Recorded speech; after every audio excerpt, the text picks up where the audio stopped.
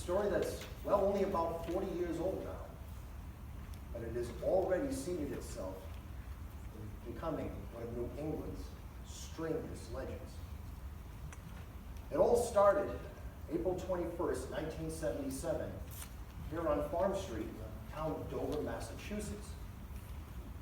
A 17-year-old guy named Bill Bartlett was driving at 10:30 at night down this road in his VW. Along with him were his two friends, Mike and Andy. Mike was in the front passenger seat. Andy was in the back seat, seated behind Mike. Well, as they traveled down the road heading north just before a little side street known as Smith Street, Bill thought he saw something by the edge of the road on the left-hand side.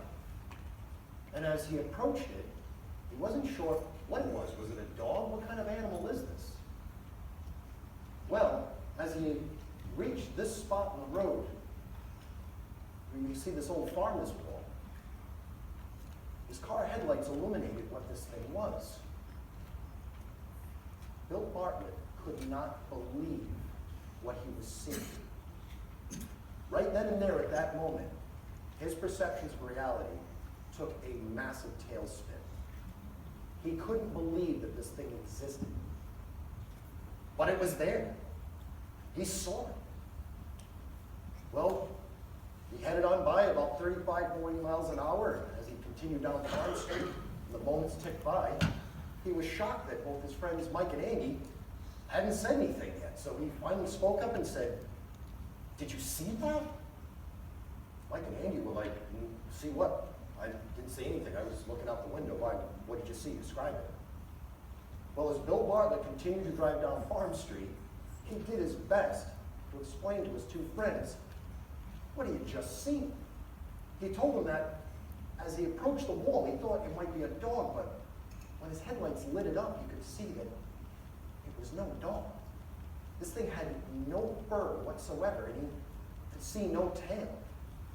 He said the thing had the head the size of a watermelon that was supported on a tiny little neck coming off of a very small body.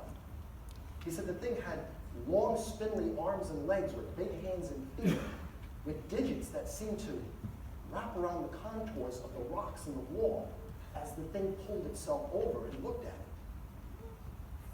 As for the face, Bill Bartlett said the thing had no ears, no nose, and no mouth that he could see whatsoever.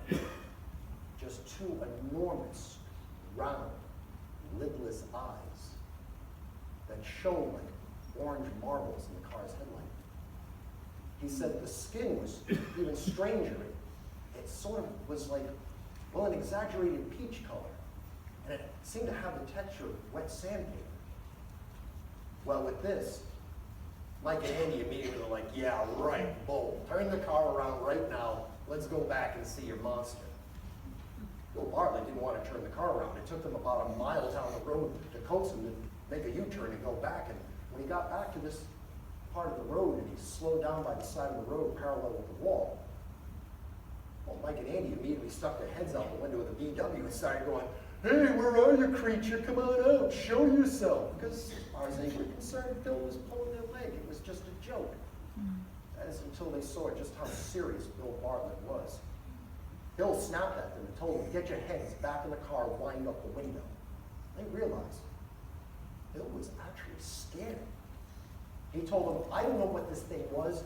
I don't want to ever see it again. I just want to get out of here and go home." And that's exactly what he did. The story doesn't end there. No, it starts again about 2 hours later, only about a mile from this very spot as far as the crow flies. It's right off of Farm Street. Come on, it'll only take a moment for us to get there.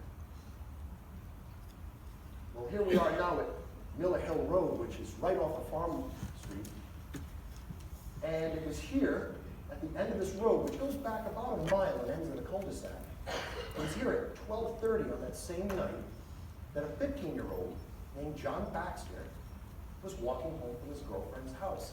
He had done this often. He would walk the length of the road, which is, like I said, about a mile. When he got to Farm Street, he'd just hitch a ride from the local all the way to his house. It was something he'd done quite often. It was no big deal. So on this night, he's walking down the road, and he got about 9/10 down the road, and was walking along the left-hand side, and he'd been walking the dark for a while, so his eyes had adjusted to the darkness. And he notices on his side of the road, about 100 feet away, there was a small figure walking towards him. Well, John